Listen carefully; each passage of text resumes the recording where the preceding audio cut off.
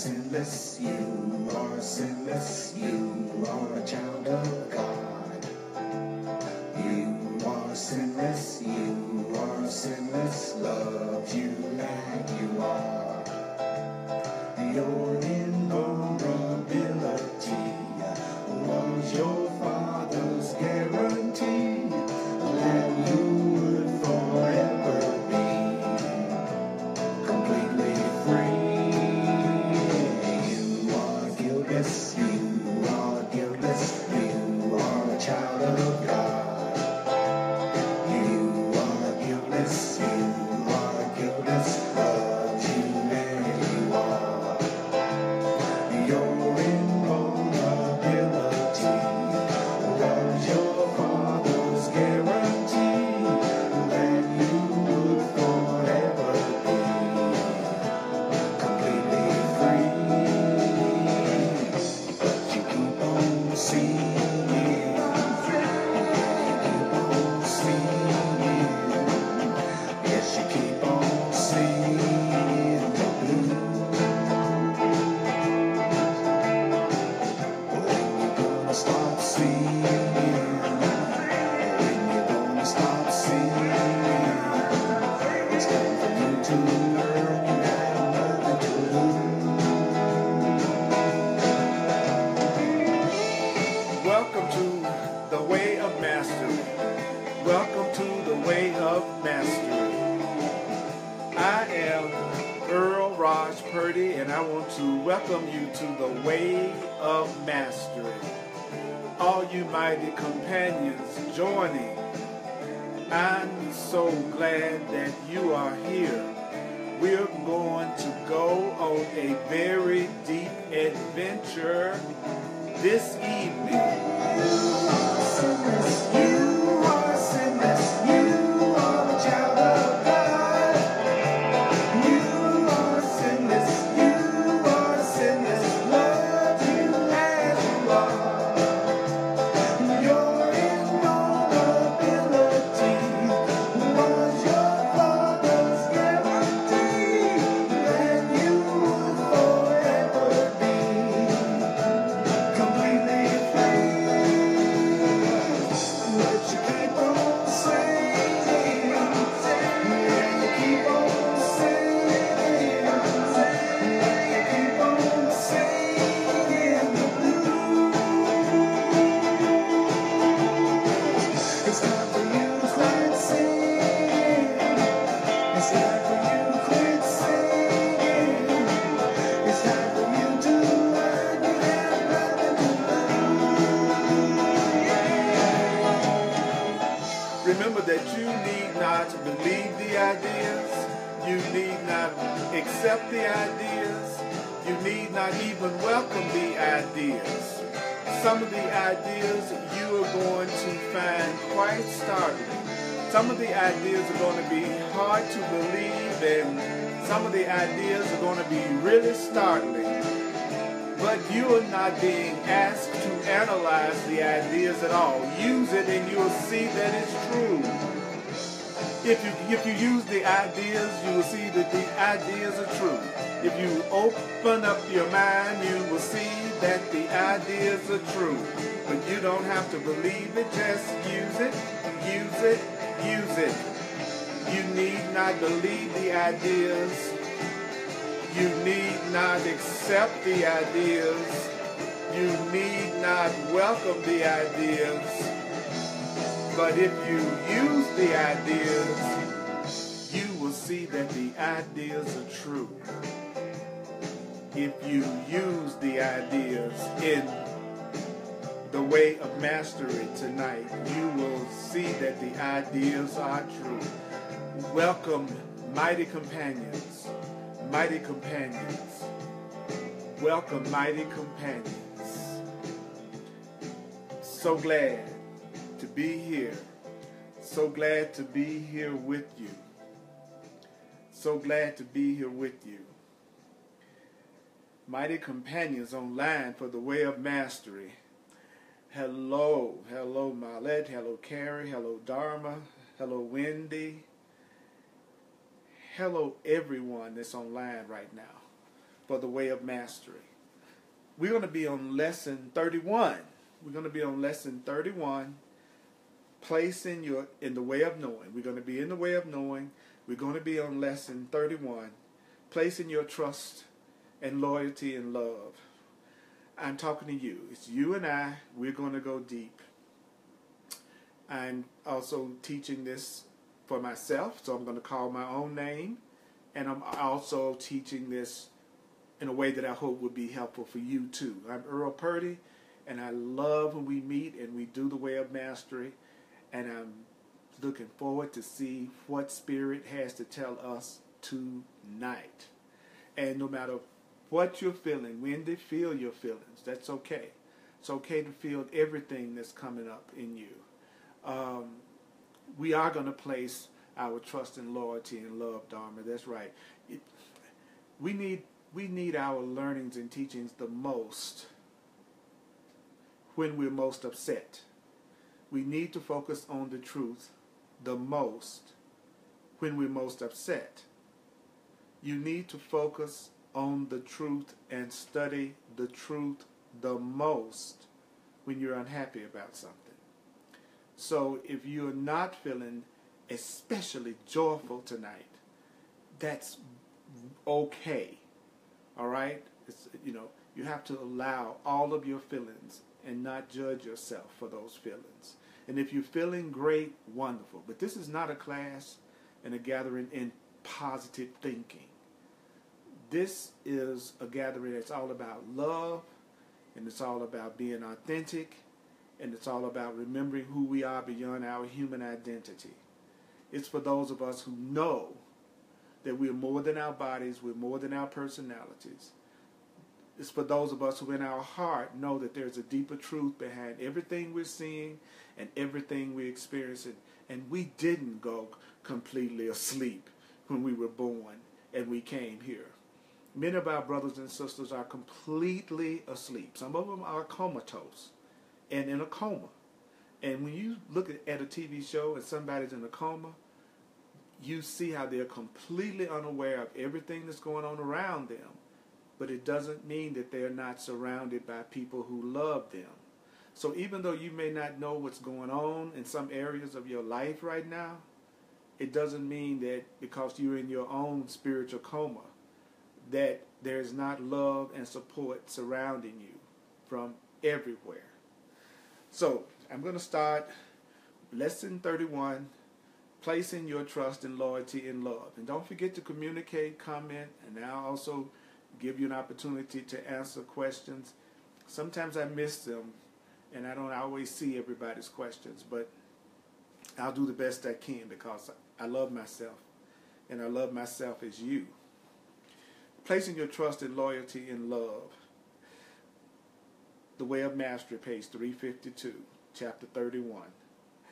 It says, "Beloved and holy friends, as always, and though I have repeated this to you often, I say to you again, and I say to you yet again, it's with joy that I come forth to abide with you." I'm coming to be with you right now, and I'm happy about it. For relationship is the holiest of all places. So that means that you and I are in the holiest of all places right now.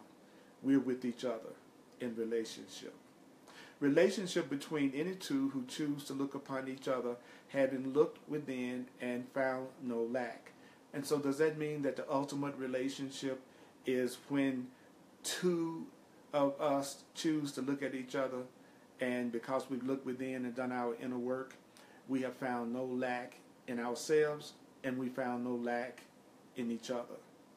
For those two can then look out upon one another and see only perfect innocence, perfect peace, and perfect love. So does that mean that when we're looking at each other correctly, it means that we'll be looking at each other only in perfect innocence, perfect peace, and perfect love? So if I'm not looking at you in perfect innocence, perfect peace, and perfect love, if I'm not seeing you in perfect innocence, perfect peace, and perfect love, then I am not seeing you correctly. Therefore, it is with joy that I join with you. I join with you in joy. For I look upon you with perfect peace and perfect love and perfect trust. I look at you, I look at you, I look at you with perfect peace. I look at you with perfect love. I look at you with perfect trust. My loyalty to you is unshakable. No one can shake my loyalty to you. No one can shake my loyalty to you. No event that occurs in the realm of your space and time can limit the loyalty which I know to the depth of truth that is my very self. That which is unshakable, that which is unchanging, that which is unchangeable and unchanged forever. Because my loyalty is perfectly pure. My trust of you is unfathomable and immeasurable. Unfathomable. Try to say that fast about 4 times. So how can my trust in you be unchangeable? Well, perhaps even now your mind says, well, yeah, but last week I got a little angry with my spouse, and 3 weeks ago I forgot to pay for that candy bar I picked up in the store. Since I'm such a horrible person, your loyalty, Yeshua, is misplaced. In other words, you might not feel like you deserve the trust and love that people give to you in some parts of yourself. And Yeshua says, my trust in you emerges from my trust in my Father. So my trust in you is going to come from my trust in God, because if God has my back, it doesn't really matter whether or not you are really trustworthy, because if God has my back, I'm going to be taken care of and I'm going to be protected. So therefore, I can trust in you because I trust in my Creator. It says my trust in you emerges from the perfect knowledge that you belong only to that one that I have called Abba. So does that mean that my trust in you comes from me knowing who you belong to? And you belong to God. You belong to love. And because you are an extension of God and you are an extension of love, I really, really trust you. So my trust then is the expression of what I have come to know as I have looked into the depth of my own being. So I trust you because I've looked deeply inside of myself, and because of the love and beauty that I've seen deeply inside of myself, that love and that beauty causes me to express myself with trust for you. I have looked into the depth of my own being, both within my physical incarnation that became rather famous. That's true. Yeshua, Jesus, is pretty famous. And also since then, where I discovered the reflection of love that pervades all things. The perfection of love can be seen beneath the surfaces and through the appearances that the body's eyes and the ego's thought system would show you. So I discovered the perfection of love that pervades all things. So what do we mean by that? What do we mean by that when we say, I have discovered the perfection of love that pervades all things? It means as you live in your physical world, the greatest challenge that you have, okay, what is the greatest challenge that I have living in this physical world? Well, the greatest challenge that you have in this physical world, living from moment to moment and moment to moment, is to be vigilant. Your greatest challenge is going to be vigilant. What is it that you need to be vigilant against? You need to be vigilant against identifying with the perceptions which are born and birthed as a result of the physical apparatus of the body itself. You must not identify with the perceptions that you are seeing and experiencing as a result of just using your physical senses. You have to learn how to go beyond identifying with the things that you see with your physical senses. That means you look out through the body. That is, you look out through a body that is where your attention seems to be. So you are looking out through a body where your attention seems to be. You are looking out through your body, which is where your attention seems to be. Your apparatus, called your eyes, immediately shows you a world of objects separated by space. So you're looking through your physical body, Earl. And when you look through your physical body, you're going to be tempted to identify with the things you see through your physical body. And your physical eyes is going to show you a world of objects that are separated by space. If you identify with that level, if you identify with the level that you see through your physical eyes, If you identify with the level of consciousness that you see through your physical eyes, you can only conclude that you are separate one from another. Okay, do you know that you are going to conclude that you're separate if you identify with the level of your perception that is seen through your physical body? You will forget that you are connected with everything if you believe the separation that you are seeing through your physical body. When you see events happening,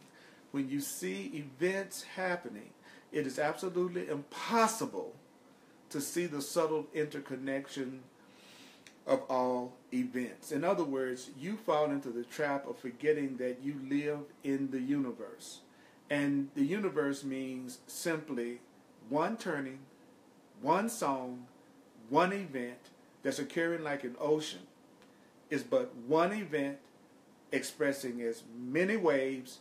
So too do all events in the field of space and time, in the field of physical matter, merely emerge from one universe. Everything is coming from one universe. Everything that you're seeing is coming from one universe. Everything that you are experiencing is coming from one universe. Everything that I am experiencing is coming from one universe. Now, does that mean from the body's level of perception, the thinking mind in association with the body creates interpretations of what it believes it is seeing? So, you are creating interpretations about what you believe you are seeing. You are making up interpretations about what you believe you are seeing. Do you know that you are making up interpretations of everything you're seeing? And now, your attention, your awareness is already twice removed from reality. Do you know that your awareness is twice removed from what's real? Your awareness is 2 times removed from reality. First, you have become hoodwinked. You have become fooled, thinking that what the body's eyes show you is what is truly real and significant, means that you have become hoodwinked. If you believe that what your body's eyes show you is what's truly real, then you are totally fooled. For instance, you love someone. They are here today and tomorrow they leave. You see them pack their things and their body leaves. And your eyes show you that they are gone. Then the mind says, oh, woe is me.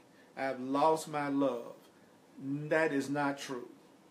That is not true. If someone leaves you, you have not lost your love. If someone's body leaves you, it doesn't mean you have lost love. If someone's body, if someone leaves you, it does not mean you have lost love. The soul, which is the level at which reality is far deeper than the level of the body, can never go anywhere. The body can leave, the body can go somewhere else, but the soul can never go anywhere. No one you have ever met or known can ever be outside of your heart through his or her own action. I don't care what you do, I don't have to stop loving you.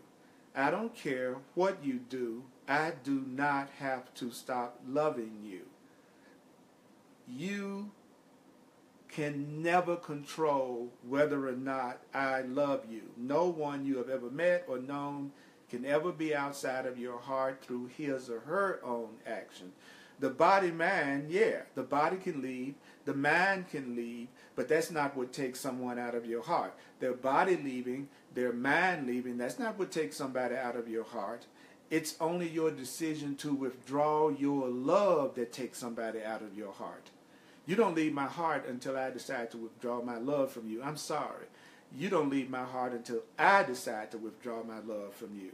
It doesn't have anything to do with what you do. You don't have any control over whether or not I love you.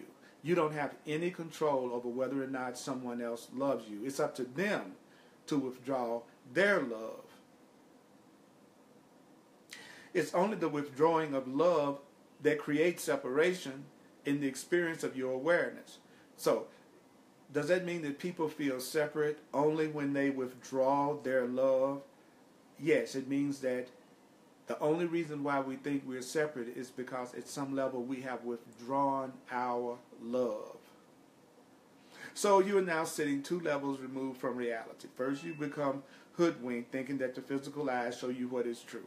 So the first level of being removed from reality is you believe what your physical senses tell you. You are deceived if you believe what your physical senses tell you, which is that you are separate from everything. Also, you draw conclusions and create interpretations of the events the body's eyes show you. So the first way that I fool myself is I believe what my physical eyes tell me, which is that I'm separate. The second way that I fool myself is that I create my own interpretations of everything that I'm physically seeing.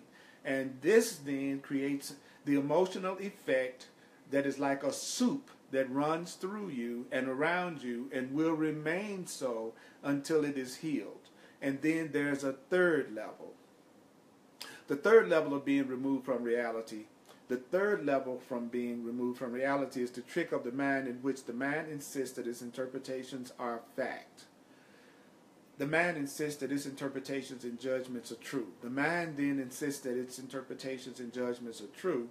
It is to this level of the mind that I ask within A Course in Miracles, would you rather be right or would you rather be happy? Would you rather be right or would you rather be happy? Would you rather be right or would you rather be happy? Would you rather be right or would you rather be happy? Would you rather be right or would you rather be happy? Would you rather be right, Raj, or would you rather be happy? Would you rather be right or rather be happy? Would you rather be right or would you rather be happy? Happiness can only be the result of perfect trust. So does that mean that you can't really be happy unless you have perfect trust in God? That's true. You cannot truly be happy unless you have perfect trust. And when you have perfect trust comes from perfect loyalty. So first I'm loyal to you, and then I trust you.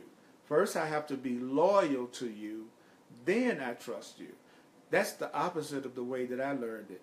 I thought first I had to trust you, and then I would be loyal to you. The way a master says it's just the other way around. First I have to be loyal to myself, and then I will trust myself. I have to be loyal to you, and then I trust you. Loyalty comes before trust. Trust doesn't come before loyalty. Loyalty comes before trust. And the perfect loyalty emerges spontaneously. So, and then where does loyalty come from? Loyalty comes from surrender. From having surrendered into the truth, from having surrendered to God, from having surrendered to love, then I am loyal to you out of that love. And then out of that loyalty to you, I trust you. So first I surrender to the truth. First I surrender to love. First I surrender to God, okay? And then out of that surrender, then there's going to be loyalty that comes out of me. And out of the loyalty to you, I then trust you. Okay, so let's look and see what comments we have right now. This is powerful. Wendy says, happy. Jacqueline joined us. Wendy says, right on. Dharma says, powerful. Tamsin has joined us. Great. Connor says, trippy. Damn, I feel that. That's right. We need to feel it. Shirley says, amen. And Dharma thanks me and says, greatest challenge is to be vigilant. The greatest challenge is to be vigilant. And what was it that it said that the greatest challenge was? To be vigilant, to not identify with what you see through your physical senses that tell you that you are separate from everything. Dharma says, if you trust and the person ended up being, what if you trust and the person ended up being trustworthy? It doesn't matter if the person is untrustworthy. If I'm really connected to God and I'm really connected to Source and I have the protection of God, I have the support of God, and I'm loving myself, and I'm giving from my heart without any concern about what's going to be returned, then it doesn't matter whether you're trustworthy or not. If I've surrendered to love, and out of that surrender to love, I'm loyal to you, and I'm loyal to the truth, and out of that loyalty, I trust you. Oh, I'm not trusting your ego. When it says trust, I'm not going to trust your ego. I'm not going to trust the part of you that thinks it's separate from me. I'm not going to trust the part of you that just thinks it's a body. I'm not going to trust the part of you that hates and loves and sometimes gives and sometimes it's not talking about trusting that little self, that little ego self, that little fearful self, that little suspicious self. It's talking about trusting the Christ in you. I trust that God is in you. I trust that there's a divinity within you. I trust that there's a love in you. And the love in me is going to connect with that love in you. And besides, God is taking care of me. I'm an independent. I'm so connected to the source that you can't do anything to hurt me really anyway, because nothing's going to happen to me that I don't call to myself anyway. So, to be absolutely honest, Dharma, I do not trust any personality that thinks it's separate from me or thinks it's a body. I don't trust anybody that thinks they're separate in a body, because I know that person is someone who doesn't absolutely know the truth, that they're one with me and that they're capable of fear, which means that sometimes they may act out of love and sometimes they may act out of fear. So it's not talking about trusting our little personality, scary selves that's not connected to God, that thinks we're on our own, that we have to look out for everybody. So that's my take on that question. Wendy says she absolutely belongs to God, and that's right. God does have your back, and no one can shake my loyalty. No one can shake my loyalty to you. It's what Dharma says. So again, I welcome the comments, and I welcome you communicating with each other. All right, and then what is loyalty? Loyalty is trust. Loyalty is love. Loyalty means I'm going to absolutely stand by the truth in me, and I'm going to absolutely stand by the truth in you. I'm going to be loyal to God. I'm going to be loyal to my principles. I'm going to be loyal to love. I'm going to be loyal to the universal laws that I'm learning. Loyalty is really about totally being committed to your purpose of being a demonstrator of love and being loyal to that person by realizing I'm going to want the best for you. I want to be a channel for love and truth for you, no matter who you are, no matter what you do. So that's what loyalty is. Okay, I'm going to go a little bit further now. It says, we have spoken often of the keys to the kingdom. Now, what are the keys? Thank you for the questions, by the way. What are the keys to the kingdom? Okay, so the key to love, the key to happiness is desire, intention, allowance, surrender. The keys to the kingdom are I desire, I intend, I allow, I surrender. I desire, I intend, I allow, I surrender. Desire, intention, allowance, surrender. Desire, intend, allow, surrender. Desire, intend, allow, surrender. Desire, intend, allow, surrender. These are the keys to the kingdom. These are the keys to love. So let's explain that a little bit more. Would you like to hear a little bit more about that? Okay, this is what it says. In allowance, you go through a period of deep undoing in which you disconnect the wiring that has led you to insist on the rightness of the interpretations that you have created. In allowing, you have to go through a period of undoing, which is you disconnecting from the insistence on the rightness of your interpretation. So a big part of allowing is you not insisting that you're right all the time, even when you're not. Allowing is undoing the part of you that wants to be right all the time, even when it's not. So you want to disconnect the wiring that has led you to insist on the rightness of the interpretations that you have created, and then you took those interpretations and you linked them to events which your physical body and mind has perceived. So the keys to the kingdom starts with allowance, right? So one of the keys is allowance. And an allowance means basically I'm not going to insist on being right. I'm not going to insist that my interpretations are right. I'm not going to insist that my judgments are right, that I'm seeing through my body mind. The next part says, as allowance is perfected, how can you tell when your ability to allow has been perfected? How can you tell? Well, you will come to see that your whole world and everything that you have constructed has been undone. That is, your perception of belief, your perception of feeling nature, your perception of what is has been undone. That means your mind has been unraveled. So that's telling me that when I have really perfected allowance, it's going to undo all of my perceptions that are based on separation and fear. When I have really perfected allowing, then my mind is going to be unraveled. And by that I mean you will have released all of your perceptions that are based on separation and fear. And so the perception of the body mind, of course, goes on. So you're still going to have perception, but you're no longer using your interpretations of your perceptions. You'll still have physical perceptions as long as you are in the physical body, but you'll no longer be using your personal interpretations of what you're seeing based on your past learning to determine what you're seeing. You will be using the interpretations that you're learning through the way of mastery. You'll be using the new interpretations and not the interpretations that you made up when you have really perfected allowing. Now it says, the physical eye seems to show you that there is someone in another body over there and that they are doing what they're doing. And you are doing what you are doing. So there cannot be any connection. That level goes on as long as there is a body. However, the mind that is healing does not identify that as the primary level of reality. So what is that paragraph saying?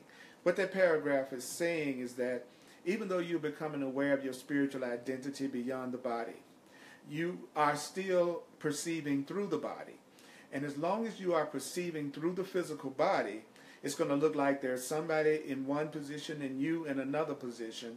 But if your mind is truly healing, you're not identifying with that primary level of separation. In other words, I see people that seem to be separate from me still. Even though I'm studying all this spiritual stuff and I'm beginning to really change my mind and I'm learning, it still doesn't mean I'm not going to see bodies and buildings in front of me. What it says is I'll see it, but I won't identify that as being the primary real level of creation. So as allowance surrenders the construct that is made up in the mind, as allowance surrenders the construct that has been made up in the mind and exists nowhere but in the mind, you rest in an unobstructed allowance of how the body-mind goes through its days until it returns to dust. So I'm beginning to wake up. I realize that I'm just seeing the things that I'm making up in my mind, and I'm seeing the interpretations that I'm making up in my mind. I still have a body, even though I'm becoming spiritually aware. So I'm still going to see what it looks like, the separate physical world in front of me. I'm still going to see targets. I'm still going to see movie theaters. I'm still going to see cars. I'm still going to see people, even though I'm waking up to who I really am. But if I'm truly waking up to who I am, and if I'm truly waking up to the truth, then I'm not going to identify with that separation that I'm seeing through my physical body as being the ultimate reality. And I'm also going to allow everything in the physical to come and to go. Anything that's physical in the physical level of perception is going to have a beginning and it's going to have an ending. Anything that you perceive physically has a beginning and has an ending. And you allow that. You allow that anything that's physical is going to come and it's going to go. When you become healed and your mind becomes more enlightened and you recognize the truth and you know that you are loved and you have allowed allowance to take over in your life, when your allowance is perfected, it means that you have undone all of your attachment to being right about what your perceptions of things are. And you also realize that even though you're beginning to wake up to your true spiritual identity beyond the body, you also are going to see the physical differences just like you always did, but you're not going to believe anymore that that's the primary level of creation. You're going to recognize that there is a oneness and an interconnectedness and a joining that we all have beyond what we're physically seeing as separation. And at that point, you are no longer fooled. At that point, you are no longer hoodwinked. That is really, really deep. So at the point that I'm seeing all the things that I'm seeing right now, but I'm not fooled into believing that I'm separate from any of it just because it looks separate, then that means that I'm not fooled. I'm not hoodwinked. I think that's an interesting term. So how can you tell when you're no longer hoodwinked? When you're no longer being hoodwinked, it means you're no longer being attached. When you're no longer being hoodwinked, it means you're no longer being swept up with the level of identification. You're no longer being swept up with that level of identification, because there is no longer a need to identify with the interpretations, and there is no longer, quite happily, any need to be right. Okay. So, how can I tell when I'm no longer deceived? How can I tell when I'm no longer fooling myself? How can I tell when I'm no longer hoodwinked? How can I tell when I'm really getting it? Well, when you're really getting it, number one, you will no longer be attached, and you will no longer identify with your interpretations, which means you're no longer insisting that your judgments and your interpretations of what's going on is true. And do you know, I'd like to share with you one very powerful, powerful truth I've been sharing and teaching for over 30 years now. And I want you to think about this. When you are feeling a lack of peace, when you're feeling anger, when you're feeling guilt, when you're feeling fear, when you're feeling any kind of upset, it means your perceptions are not correct. There's no such thing as being upset and your perception being correct. I don't care what you think you're seeing. And I know you could probably give me a lot of examples of terrible, horrible things that you should be getting upset about. But that just means you're still insisting that your interpretations are true. So that means you haven't gotten to the point that you are truly allowing the truth to come through. So when you're really no longer fooled, when you're really waking up, you can tell, because you won't be attached to anything that you're seeing, and you'll no longer be attached to your need to be right all the time. And you will also know that even though you're seeing what appears to be separation with your physical eyes, you know there's a oneness that's behind that separation. There's an interconnectedness that we have behind that separation. Wow. I love the way of mastery. It is so deep. It is, especially if you allow yourself to hear it. I think sometimes our ego is so intense that we never really let ourselves really just hear the truth. The part of us that's threatened by the truth, it immediately jumps in and it starts to ask a lot of questions, even though it really can't perceive any meaningful answers. And when you're truly asking an honest question is a question that you're really asking something that you don't know. And if you really don't know, then it means you don't have a preconceived notion of what the answer should be. Because if you ask me a question and you have a preconceived answer in your mind, then you're going to feel attacked and you're going to feel resistance when I answer you in a way that's not the answer that you've already made up, which actually means you really didn't ask an honest question to begin with, because you really had an idea of what you thought the answer was before you even asked the question. So the Course in Miracles says that's a dishonest question. That a dishonest question is asking something when you already have an idea in your mind of what you think the answer should be.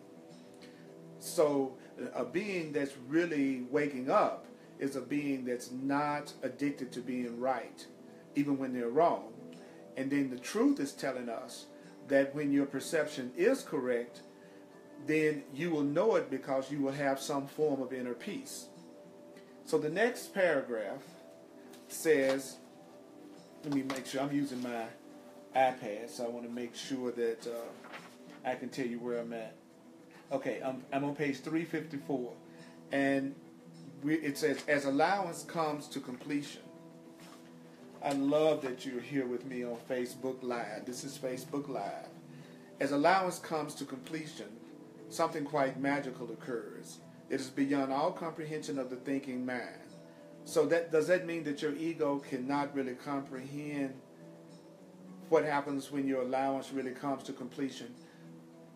I hate to break this to you, but you're about to experience things that are beyond the comprehension of your thinking mind.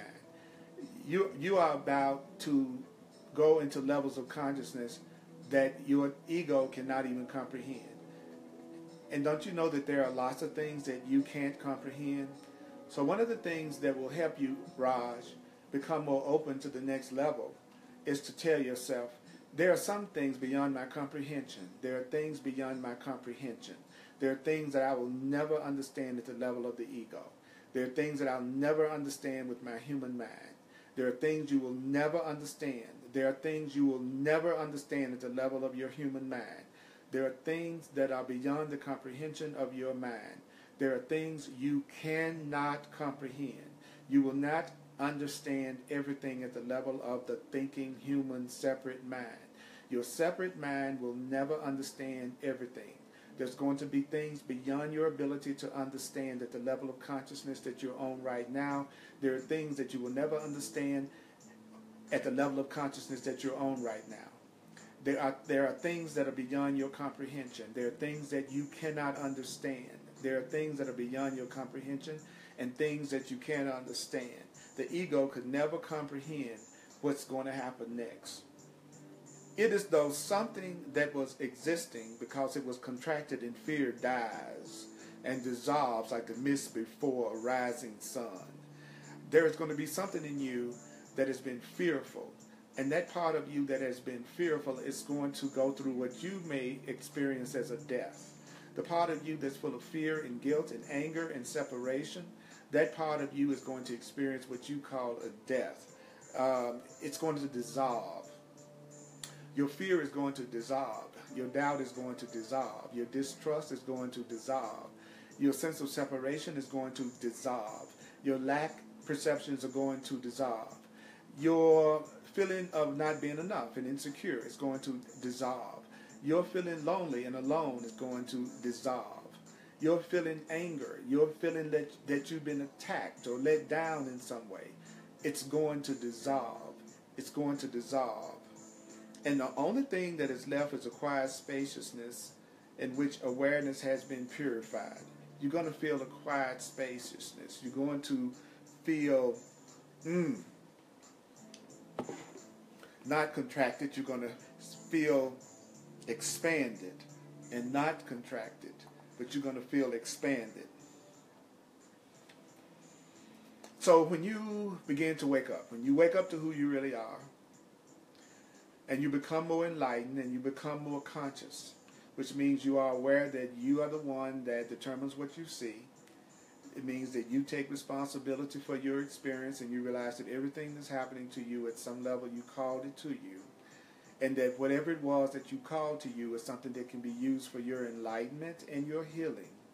And you realize that everything you see through your physical eyes are deceiving you because the physical eyes are made to see separation. And so you know that even though you're physically perceiving separation, you know there's a oneness behind that separation because you have allowed yourself to perfect allowance. And when you have allowed yourself to perfect allowance, it means you're no longer going to be invested in being right all the time, even when you're wrong. And you're still going to see events that arise in your life, and you're going to see events that pass away. You're going to continue to talk with your friends, perhaps the same way you always have.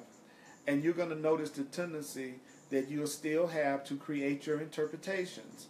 And some of your need to create interpretations are quite necessary. In other words, that traffic light just turned red. My interpretation is that it might be wise to stop. So you'll still be making some interpretations, but you'll realize that that's what they are. They are learned interpretations. So therefore, when you drive up to the traffic light and it's turning red, you will have the interpretation that a red light means to stop. That's still an interpretation, but it's an interpretation that is a helpful interpretation within the physical world that it looks like your body and your mind is living in. But just don't forget, it's still just an interpretation. But there is now something that is going to be wrapped around all of your different interpretations all day, so that what is arising is seen as ultimately what? The ultimate goal, believe it or not, is to see all the events that are coming up and passing away as inconsequential, which means you're going to see it as innocent, and you're going to really get to the point that you don't really see it as having any real value. I know that may be frightening to the part of you and the part of me that's so invested in this physical world.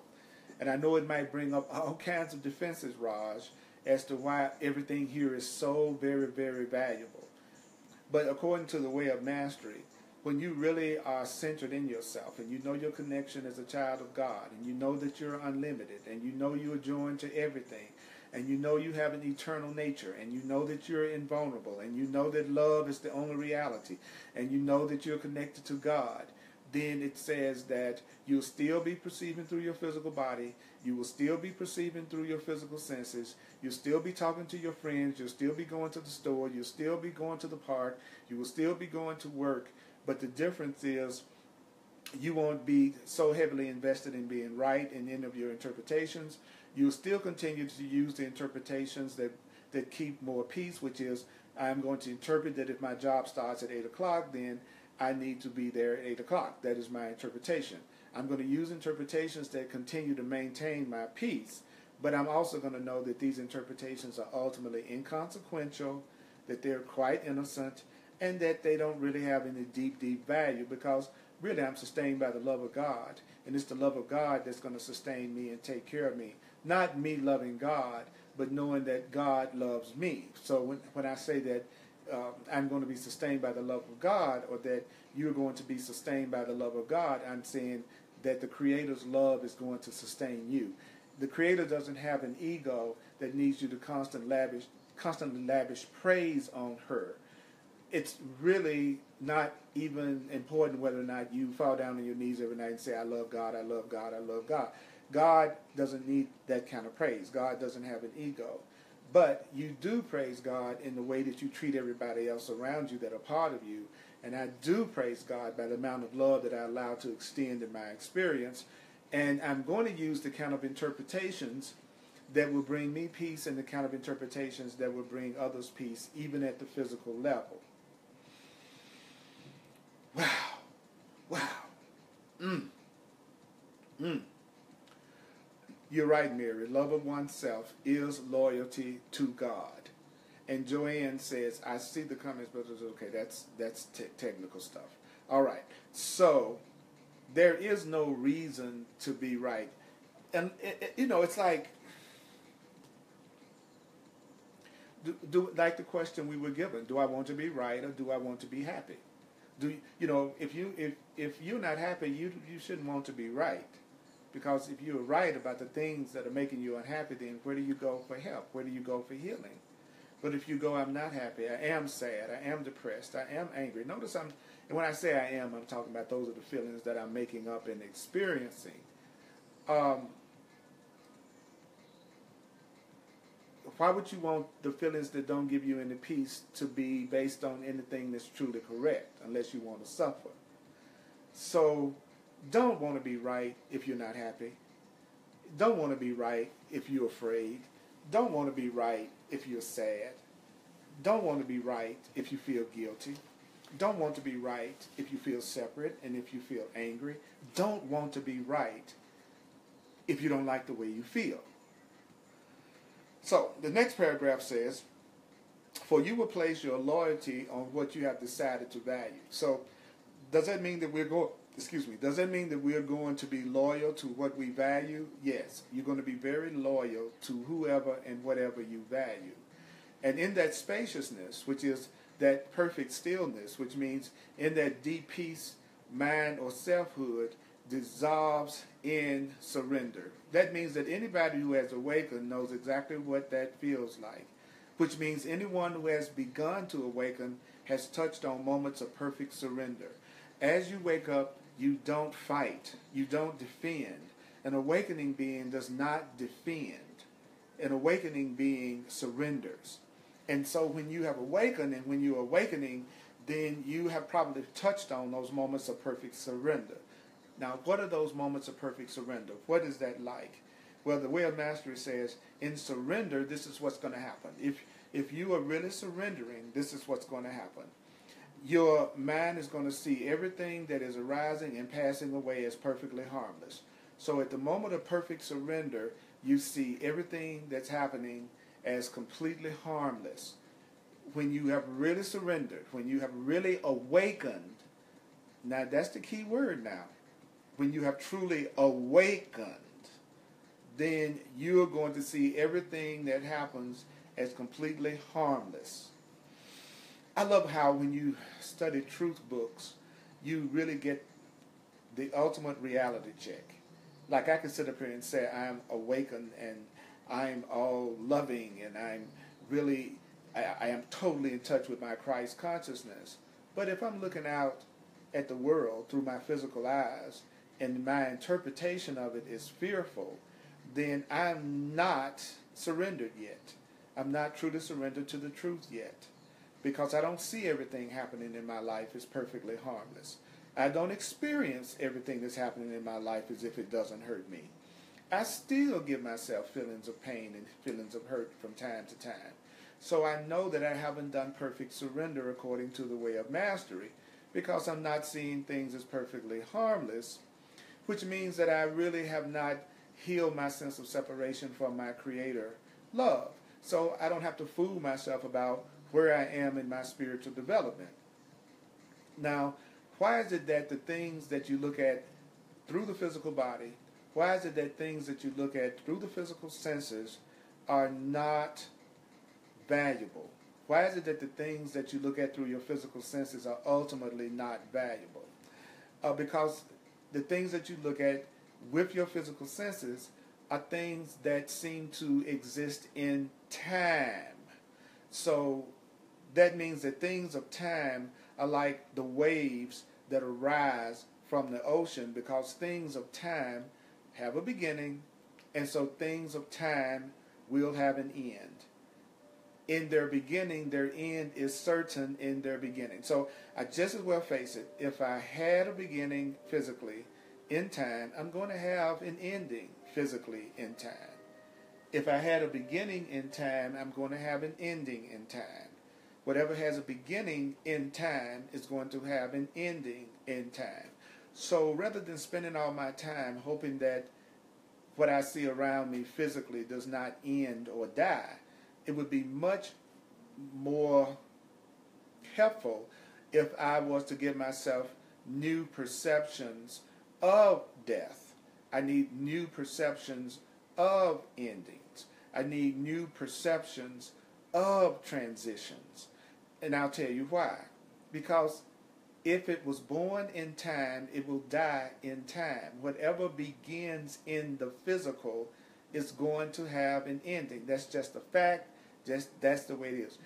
You are beyond physical. You are the holy child of God. You are eternal. You are awareness. You are spirit. You are consciousness. What you are, who you really are, cannot die. Who you really are cannot die. But who you think you are, that body that you identify with, that personality that you identify with, the part of you that sees everything as separate, that part of you that you think was born, that part of you that has a birth date, that part of who you really are will have a beginning and it will have an ending. So rather than trying to make sure that that temporary physical part of you never ends, it would behoove you to get to the level of consciousness where you can look at transitions innocently and with a feeling of love and with a feeling of peace. Only a fool would create loyalty to that which is temporary. Only a fool would be loyal to things that do not last. Only a fool would be loyal to things that do not last. Only a fool would create loyalty to things that are temporal. Only a fool would create loyalty to things that are ultimately unfulfilling. Don't you know that if it's going to end, it's not going to be totally fulfilling? Don't you know that when you're loyal to things that you can't count on, that won't always be there, that are going to change, and you're loyal to that, that's not going to be really fulfilling. But the wise of heart, those who have wisdom, they have decided one thing. And what is the one thing that those who have wisdom have decided? Well, a being that has wisdom, that's going to be a being that has decided that they're going to place their value only in things that are eternal. So don't you realize that one of the greatest indications of an awakened mind is that an awakened mind, an awakened mind values what is eternal. An awakened mind values only things that they can never lose. An awakened mind only values freedom and love. An awakened mind only values that which is constant, that which is permanent, and that which it can always count on, and that which it can never lose. One of the things I've noticed in my personal spiritual quest is that all of these wisdom texts seem to have one thing in common. They keep trying to teach us the difference between what is real and what is unreal. Well, it looks like we are kind of caught up in what is good and what is bad. But it looks like the Way of Mastery in other wisdom texts, like A Course in Miracles and A Course of Love, for instance, they keep on trying to make us aware of the difference between what is actually real and what is not real, but we think is real. And then it breaks it down in such a simple way by saying, if it's eternal and never ends, it is real. If it is temporary and has a beginning and an ending, that form is not real. So what can be eternal except God? What could really last forever but God? So God is the only thing that lasts forever. And what is God? God is love.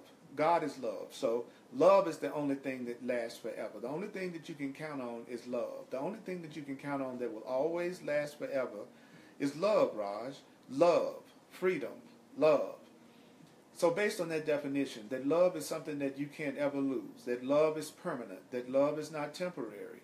And it looks like in my life I have experienced love that ended.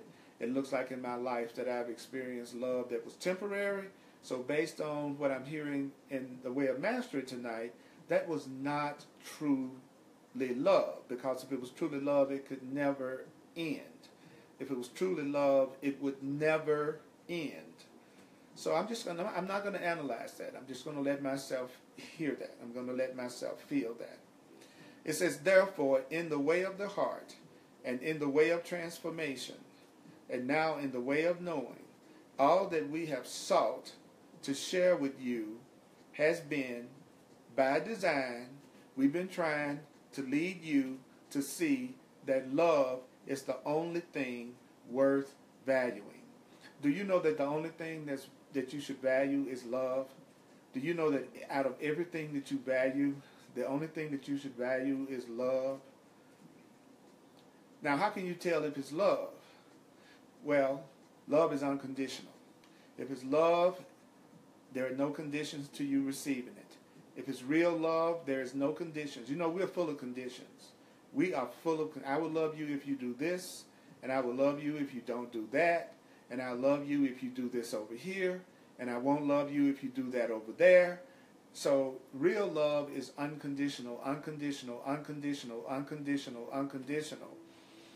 Love loves in order to just be in love. So love is in love with love. Love is in love with its own nature. Love is in love with love, and love is unconditional. Love is unconditional. So it says, because God is but love. God is nothing but love. God is nothing but love. So love is another term for God. Love is another term for God. Another term for God is love. Another term for God is love. Another term for God is love. So let me tell you what's going to happen. Do you want to know what's going to happen next? Now, I want to tune in with everybody. If you're with me, if this is deep, if you're hearing it at a level that you've never heard it before, and you're glad to hear it, even though you have some resistance, maybe at some of the things you hear, would you please respond by sending hearts out to me and to each other right now? If those of you who are really with me, that are really tuned in, I would love for you to express that love, to express that loyalty right now by sending out some hearts to each other and sending out some heart icons and symbols to me. Let's let each other know that we're here, that we are with each other, that we're going deep. I see it happening. That's awesome. That's awesome. That's a form of participation. That's a form of joining. Send as many hearts as you can right now, because we said that love is the only thing that's really worth valuing. Love is the only thing that's really worth valuing. Love is unconditional. Love is unconditional. God is but love. God is but love. God is but love. God is but love. God is but love. God is but love. God is but love, and therefore so am I. God is but love, and therefore so am I. God is but love, and therefore so am I. God is but love, and therefore so am I. You are but love, and therefore so am I. You are but love, and therefore so am I. You are but love, and therefore so am I. You are but love, and therefore so am I. You are but love, and therefore so am I. God is but love, and therefore so am I. Say it with me. God is but love, and therefore so am I. Say it with me. God is but love, and therefore so am I. God is but love, and therefore so am I. Let's say it. God is but love, and therefore so am I. God is but love, and therefore so am I. God is but love, and therefore so am I. God is but love, and therefore so am I. Let's say it. God is but love, and therefore so am I. God is but love, and therefore so am I. God is but love, and therefore so am I. God is but love, and therefore so am I. God is but love, and therefore so am I. God is but love. Let's say it. Let's say it and go. God is but love, and therefore so am I. God is but love, and therefore so am I. God is but love, and therefore so are you. God is but love, and therefore so are you. God is but love, and therefore so are you. God is but love, and therefore so are you. God is but love, and therefore so are we. God is but love, and therefore so are we. God is but love, and therefore so are we. Let's say it. God is but love, and therefore so are we. God is but love, and therefore so are we. God is but love, and therefore so am I. Say it. God is but love, and therefore so am I. God is but love, and therefore so am I. God is but love, and therefore so am I. God is but love, and therefore so am I. God is but love, and therefore so am I. God is but love. God is but love. God is but love. God is but love. God is but love. God is but love, and God is but love, and therefore so am I. God is but love, and therefore so am I.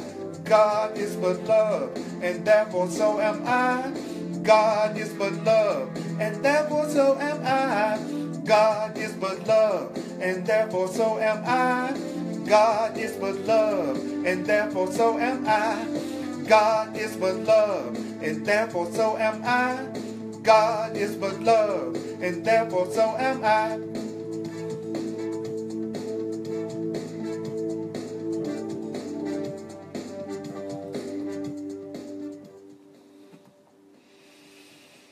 Whoa.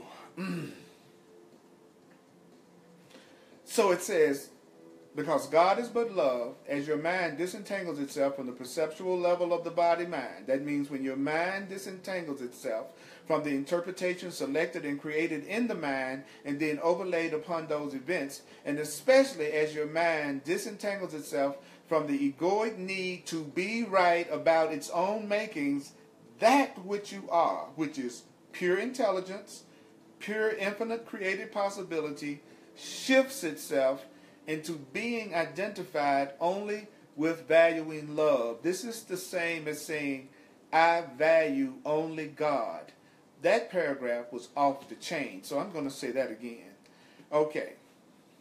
As your mind disentangles itself from the perceptual level of the body-mind. So how is your mind disentangling itself from the perceptual level of the body-mind? That means your mind is disentangling itself from the interpretations selected and created in your mind and then overlaid upon those events, especially when you disentangle yourself from the need to be right. Especially when you disentangle yourself from the need to be right even when you're wrong. That's when pure intelligence, which is what you are, pure infinite created possibility, which is what you are, it shifts itself into being identified only with valuing love. You're going to shift in only identifying only with valuing love. This is the same thing as saying, I value only God. I value only God. I value only God. I value only God. I value only God. 1 minute. I value only God. I value only God. I value only God.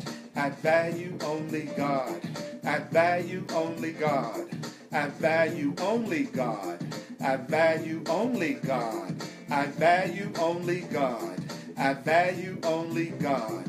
I value only God. I value only God.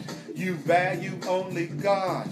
You value only God. You value only God. You value only God. You value only love. You value only love. You value only love. You value only love. See, I don't want to rush through this. I'm not in a hurry to rush through this. I want to make sure that I hear it. I want to make sure that I get the words and feel the Shakti power that is behind these words. I value only God. I value only God. I value only God. I value only God. We value only God. We value only God. We value only God. We value only God. We value only God. We value only God. We value only God right now. Okay, all right. Here we go. I value only God, which is the same as saying I value only love. Thank you for the hearts.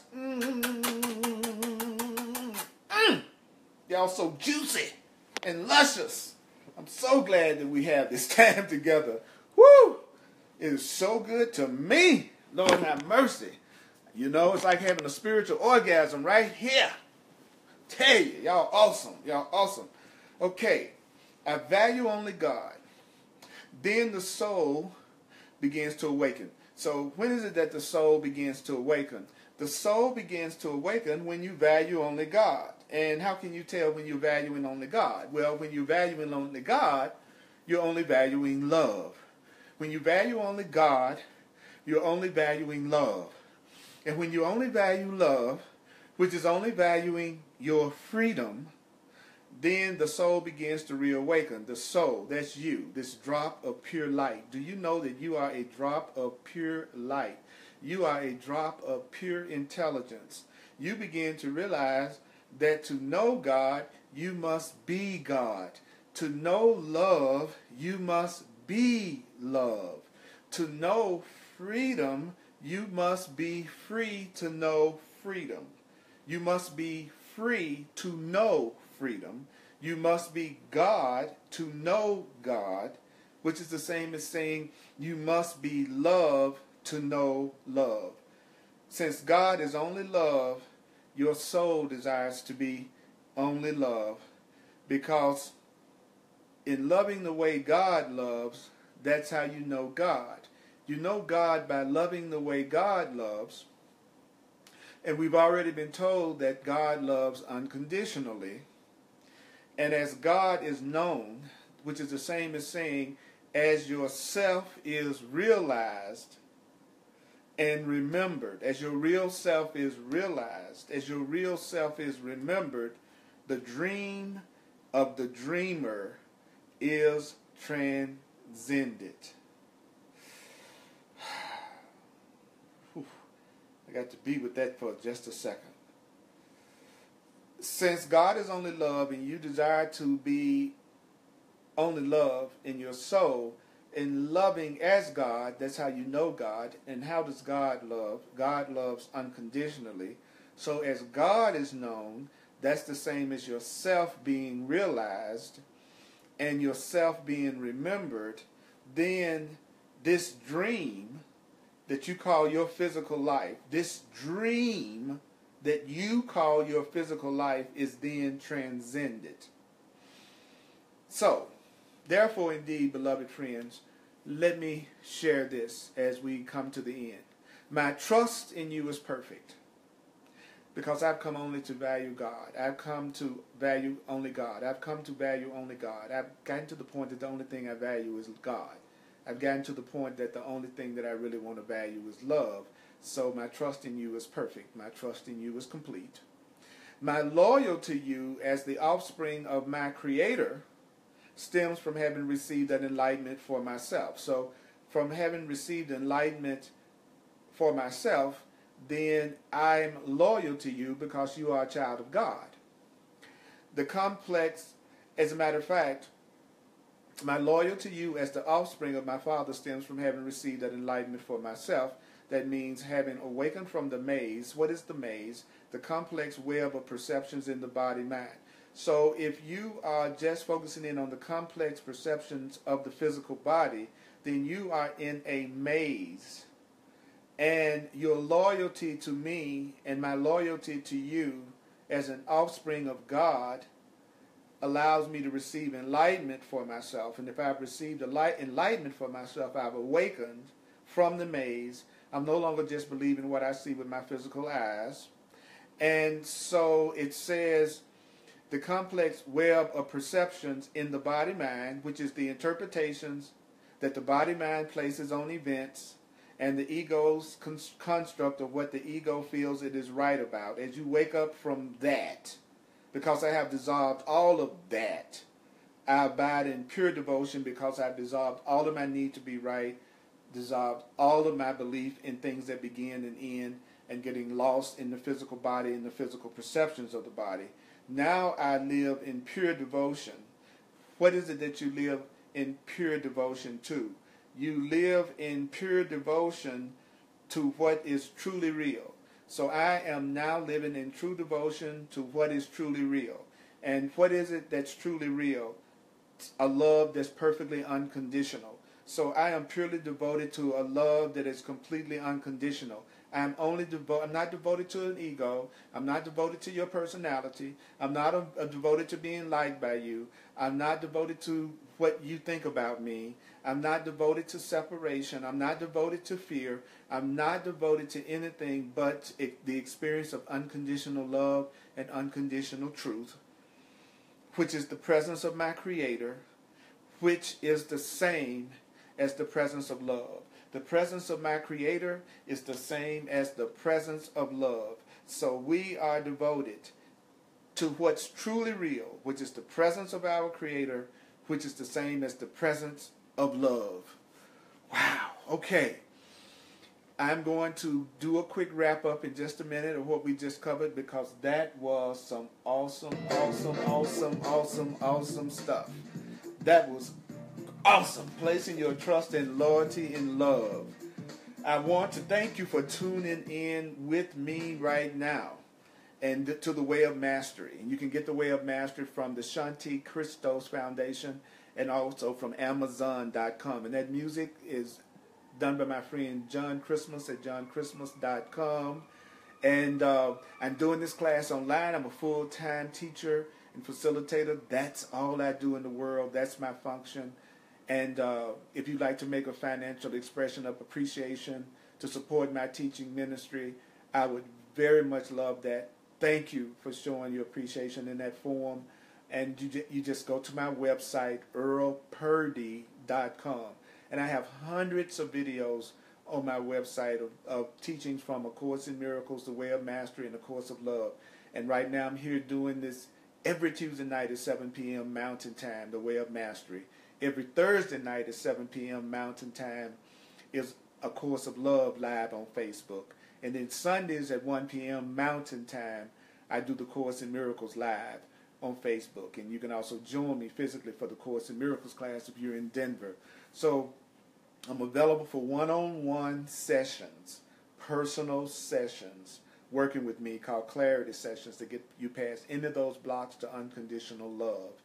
If you would like to experience us working together to get past any blocks, and also use my knowledge of astrology and numerology, which when correctly perceived is just as spiritual and just as helpful way for spirit to communicate to us as anything else that we study. Spirit uses all our talents and all our gifts, but it's not necessary for you to have to talk about anything astrological or numerological for me to work with you and help you. That's a personal preference on your part.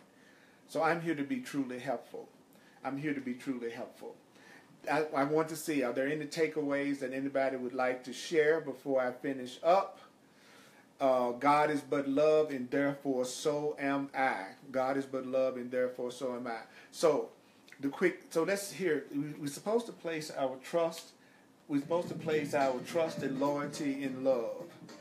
So remember that what I heard tonight was that if you really want to if you really want to wake up to who you really are, the first thing that you got to do is let go of your desire to be right even when you're wrong. You got to let go of your attachment to the things that you learned and the perceptions and the interpretations that you've learned from the past. If you're ready to learn what true loyalty and love is, one of the things that you also must be open to is recognizing that you're going to see things that look separate and physical as long as you're in the body. Even when you're beginning to get enlightened, you're still looking through the physical body. And as long as you're looking through the physical body, you're going to see things that seem to come and go, begin and end. It's going to look like there are people walking around, separation happening. But when your mind really wakes up to the truth of who you really are, you know that you are connected to everything and everyone, and that there truly is no separation, that you're not going to be hoodwinked. You're not going to be fooled anymore. You're not going to be so attached to your need to be right that you won't let God direct you and heal you and allow you to value only what's really real. The other thing I heard tonight that was really powerful was that we need to understand that anything that begins in time is going to end in time. And so we need to stop being so attached to trying to make impermanent things permanent and show up as loving and lovable and focus on giving unconditional love to everything we experience and see. We were also told that there are some interpretations that we have that are good interpretations in terms of giving us peace where we are. Like, as an example, stopping for a traffic light, interpreting that a red traffic light means to stop and a green traffic light means to go. Or interpreting that if you're supposed to be on your job right now at 8 o'clock in the morning, your interpretation of clock time is helpful to you. But just remember that all of this they're just interpretations, that they're not unlimited eternal physical laws. The other thing that I heard tonight from Yeshua was that I need to understand that what's real is eternal. That what's real, you can always depend on it, and it's going to always be there. And that when you wake up to who you really are, the one thing that you really value more than anything else is love. And you want unconditional love, and you want to give that unconditional love. That you free yourself from the complex maze of judging and interpretation that you've learned.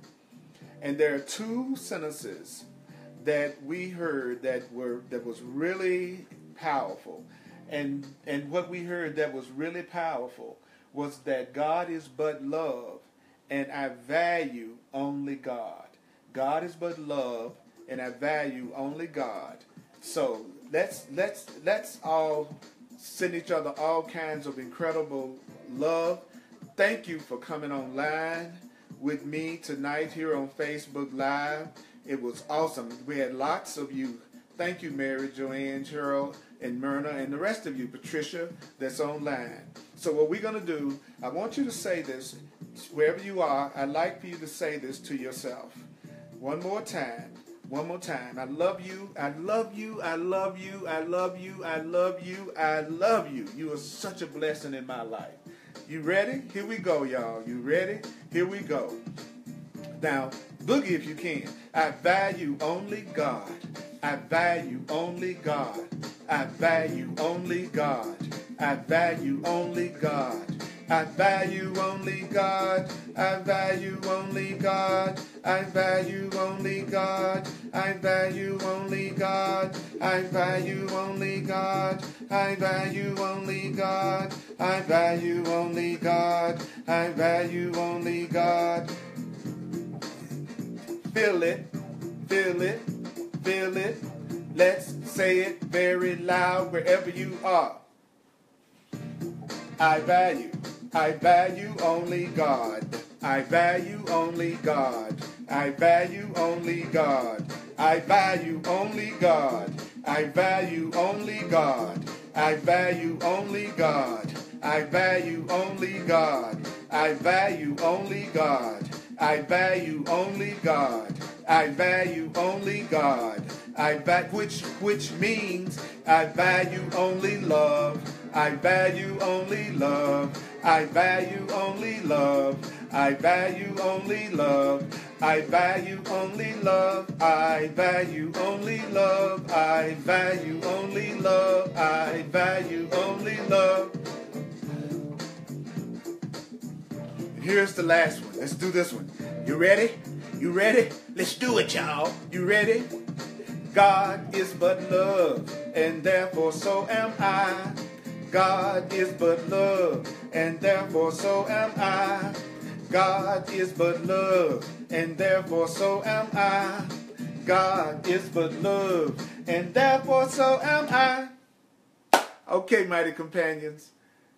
Whew. I so enjoyed being here with you this evening. Thank you for coming live, because we can feel that energy when we're all online live. Please share this video. Please like and comment it so it will be sent all through Facebook and all through the ethers. And go to my website, earlpurdy.com, and sign up for my contact list so that you can be notified when I do my personal online workshops. I love you. Thank you for sending me the hearts. And may this course be with you.